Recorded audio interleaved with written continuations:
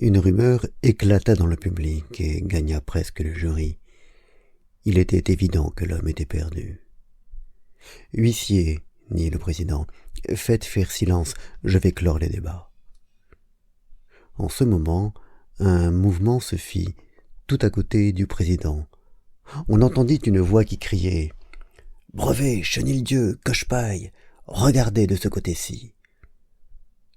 Tous ceux qui entendirent cette voix se sentirent glacés tant elle était lamentable et terrible. Les yeux se tournèrent vers le point d'où elle venait. Un homme, placé parmi les spectateurs privilégiés qui étaient assis derrière la cour, venait de se lever, avait poussé la porte à hauteur d'appui qui séparait le tribunal du prétoire et était debout au milieu de la salle.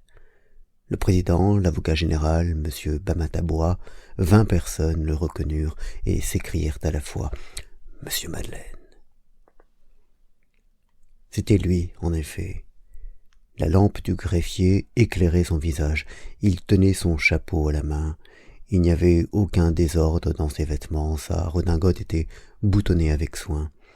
Il était très pâle et il tremblait légèrement. Ses cheveux, gris encore au moment de son arrivée à Arras, étaient maintenant tout à fait blancs. Ils avaient blanchi depuis 1 heure qu'il était là. Toutes les têtes se dressèrent. La sensation fut indescriptible. Il y eut dans l'auditoire un instant d'hésitation. La voix avait été si poignante, l'homme qui était là paraissait si calme, qu'au premier abord on ne comprit pas. On se demanda qui avait crié. On ne pouvait croire que ce fût cet homme tranquille qui eût jeté ce cri effrayant. Cette indécision ne dura que quelques secondes. Avant même que le président et l'avocat général eussent pu dire un mot, avant que les gendarmes et les huissiers eurent pu faire un geste, l'homme que tous appelaient encore en ce moment M. Madeleine s'était avancé vers les témoins, Cochepaille, Brevet et Chenildieu. « Vous ne me reconnaissez pas ?» dit-il. Tous trois demeurèrent interdits et indiquèrent par un signe de tête qu'ils ne le connaissaient point. Cochepaille, intimidé, fit le salut militaire. M. Madeleine se tourna vers les jurés et vers la cour et dit d'une voix douce « Messieurs les jurés, faites relâcher l'accusé. Monsieur le Président, faites-moi arrêter. L'homme que vous cherchez, ce n'est pas lui, c'est moi. Je suis Jean Valjean. » Pas une bouche ne respirait. À la première commotion de l'étonnement avait succédé un silence de sépulcre.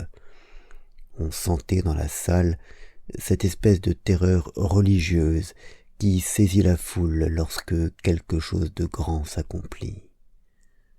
Cependant, le visage du président s'était empreint de sympathie et de tristesse.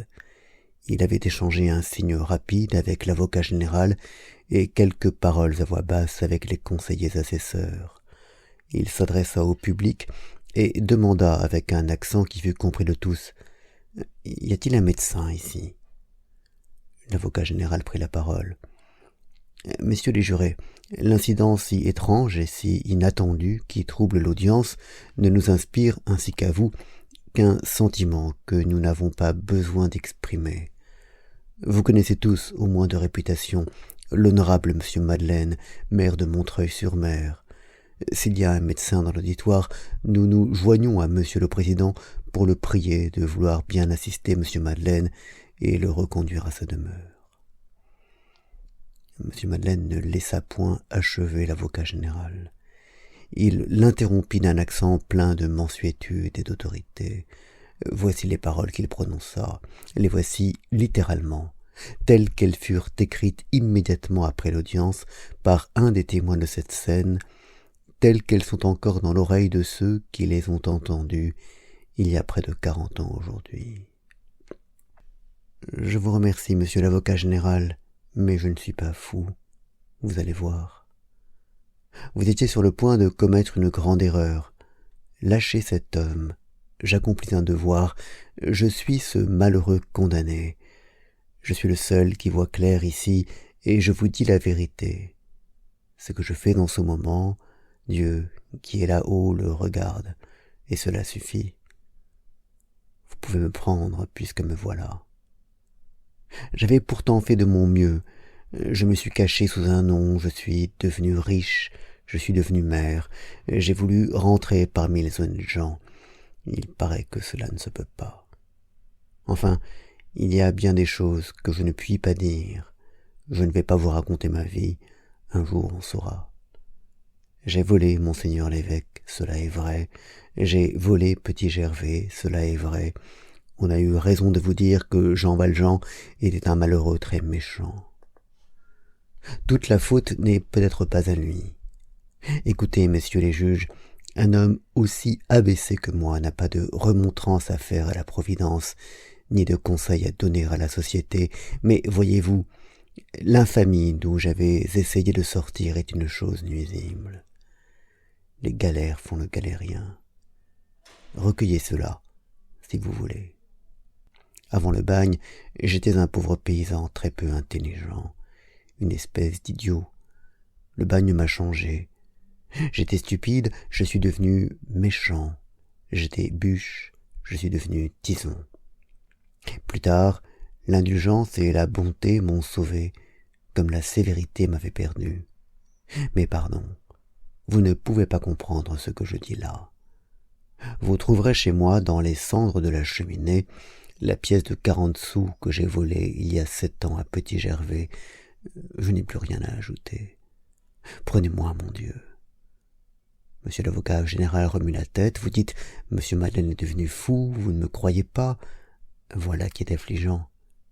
N'allez point condamner cet homme, au moins. Quoi? Ceux-ci ne me reconnaissent pas? Je voudrais que Javert fût ici, il me reconnaîtrait, lui. Rien ne pourrait rendre ce qu'il y avait de mélancolie bienveillante et sombre dans l'accent qui accompagnait ces paroles. Il se tourna vers les trois forçats. « Eh bien, je vous reconnais, moi. Brevet, vous rappelez-vous » Il s'interrompit, hésita un instant, et dit « Te rappelles-tu ces bretelles en tricot à damier que tu avais au bagne » Brevet eut comme une secousse de surprise et le regarda de la tête aux pieds d'un air effrayé. Lui continua. « Chenildieu, qui te surnommais toi-même Je nie Dieu, tu as toute l'épaule droite brûlée profondément parce que tu t'es couché un jour l'épaule sur un réchaud plein de braise pour effacer les 3 lettres TFP qu'on y voit toujours cependant. Réponds, est-ce vrai ?» « C'est vrai, dit Chenildieu. » Il s'adressa à Cochepaille. « Cochepaille, tu as près de la saignée du bras gauche une date gravée en lettres bleues avec de la poudre brûlée. Cette date, c'est celle du débarquement de l'empereur à Cannes, 1er mars 1815. Relève ta manche. » Cochepaille releva sa manche. Tous les regards se penchèrent autour de lui sur son bras nu. Un gendarme approcha une lampe, la date y était. Le malheureux homme se tourna vers l'auditoire et vers les juges avec un sourire dont ceux qui l'ont vu sont encore navrés lorsqu'ils y songent. C'était le sourire de triomphe, c'était aussi le sourire du désespoir. « Vous voyez bien, dit-il, que je suis Jean Valjean. » Il n'y avait plus dans cette enceinte ni juge, ni accusateur, ni gendarme. Il n'y avait que des yeux fixes et des cœurs émus. Personne ne se rappelait plus le rôle que chacun pouvait avoir à jouer. L'avocat général oubliait qu'il était là pour requérir, le président qu'il était là pour présider, le défenseur qu'il était là pour défendre. Chose frappante, aucune question ne fut faite, aucune autorité n'intervint. Le propre des spectacles sublimes, c'est de prendre toutes les âmes et de faire de tous les témoins des spectateurs. Aucun peut-être ne se rendait compte de ce qu'il éprouvait, aucun sans doute ne se disait qu'il voyait resplendir là une grande lumière. Tous intérieurement se sentaient éblouis. Il était évident qu'on avait sous les yeux Jean Valjean. Cela rayonnait. L'apparition de cet homme avait suffi pour remplir de clarté cette aventure si obscure le moment d'auparavant. Sans qu'il fût besoin d'aucune explication désormais, toute cette foule, comme par une sorte de révélation électrique, comprit tout de suite et d'un seul coup d'œil cette simple et magnifique histoire d'un homme qui se livrait pour qu'un autre homme ne fût pas condamné à sa place. Les détails, les hésitations, les petites résistances possibles se perdirent dans ce vaste fait lumineux. Impression qui passa vite, mais qui dans l'instant fut irrésistible. « Je ne veux pas déranger davantage l'audience, reprit Jean Valjean, je m'en vais, puisqu'on ne m'arrête pas. J'ai plusieurs choses à faire.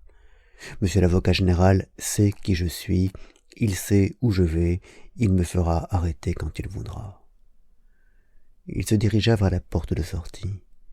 Pas une voix ne s'éleva, pas un bras ne s'étendit pour l'empêcher. Tous s'écartèrent. Il y avait dans ce moment ce je ne sais quoi de divin qui fait que les multitudes reculent et se rangent devant un homme. Il traversa la foule à pas lents. On n'a jamais su qui ouvrit la porte, mais il est certain que la porte se trouva ouverte lorsqu'il y parvint. Arrivé là, il se retourna et dit « Monsieur l'avocat général, je reste à votre disposition. » Puis il s'adressa à l'auditoire. « Vous tous, ceux qui sont ici, vous me trouvez digne de pitié, n'est-ce pas? Mon Dieu, quand je pense à ce que j'ai été sur le point de faire, je me trouve digne d'envie. Cependant, j'aurais mieux aimé que tout ceci n'arrivât pas. » Il sortit, et la porte se referma comme elle avait été ouverte, car ceux qui font de certaines choses souveraines sont toujours sûrs d'être servis par quelqu'un dans la foule. Moins d'une heure après, le verdict du jury déchargeait de toute accusation le nommé Champmathieu, et Champmathieu, mis en liberté immédiatement, s'en allait stupéfait, croyant tous les hommes fous et ne comprenant rien à cette vision.